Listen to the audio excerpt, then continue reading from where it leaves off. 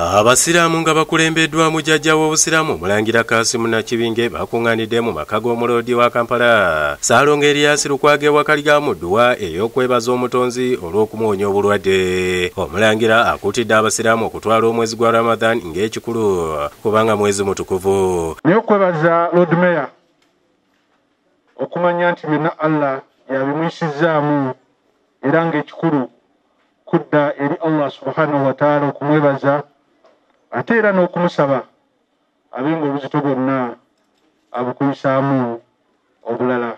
Ono atendereza omulimu ogw'amaanyi ogukoleddwa omuloodi mu kulwanirira bannakampala naddala abasiraamu. Omulangira agamba nti enfunda nnyingi ku kasozi Kibuli we bafuna obuzibu. Omuloodi asitukira mu mangu ddala era n'ataasa embeera. Kwebaza bukulembeze bwe mu kibuga naye okusingira ddala kwebaza kuba tugomu ku basajja abali naffe mu Kibuli abatatutiiririra. Embeera y'obulwadde bwa Lukwago Nakibinge ategeezezza nga bwe yeewuunya ennyo kubanga baali baakamala okwogerezeganya naye ku lukomo lw'essimu ng'omuloodi ali mu mbeera nnungi ddala. Ne ku mulundi guno bwe bamututte Nairobi olwaleero bwampisa enzize enziruka ne nga nsijja kuddamu kubuuliza ku siteegi kamwinde ng'embeera etegeerekeka abanandaba nga mbuuza ewuwe babe nga tebanteekamu abo be batya.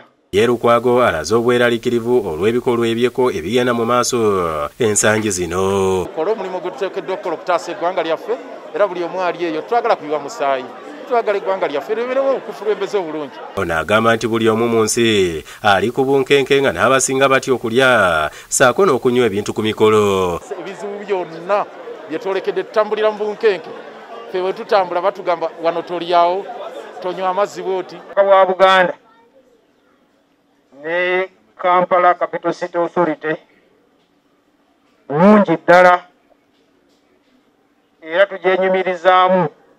Akulira ebyenjigiriza mu kitongole kya KCCA Juliet Namuddunga yakiikiridde. Akulira ekitongole kino Dorothy Kisaka yeebazizza Allah eyataasa omuloodi nga awaddeyo n'ekirabo ku lwa Dr. Kisaka.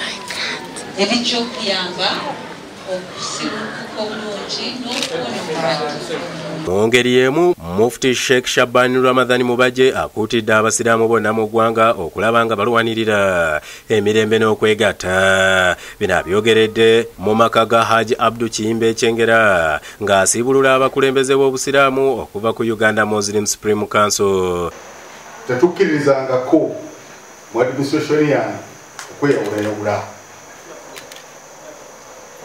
era mukakase nti abagezaako okweyawula olw'okubanga ffe twekkiriza mu kwegatta bajja kuwalizibwa bajje twegatte.